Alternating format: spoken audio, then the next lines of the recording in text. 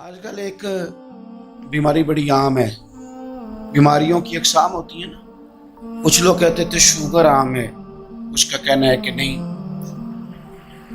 مسائل hepatitis C کا زیادہ بڑھ گئے ہیں، کچھ کہتے ہیں نہیں. اب تو جناب ہارٹ پیشنٹ اس سے بھی زیادہ ہیں.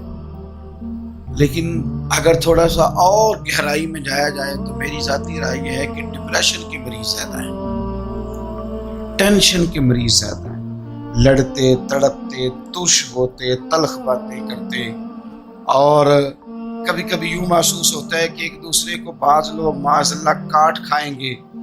لفظوں سے جملوں سے بیزاری کا اظہار ہے، تلخی کا اظہار ہے، سختی ہے لب و لہجے میں.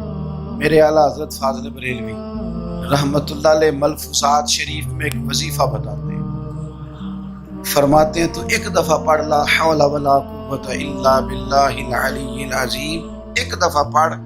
آپ فرماتے ہیں کہ اللہ تیری 99 پریشانیاں بیماریاں دور کرے گا، اور ان میں جو سب سے ہلکی ہے نا وہ ٹینشن ہے.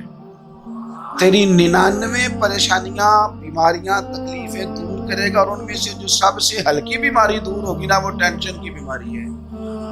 باقی سے بڑی بڑی دور ہوں گی.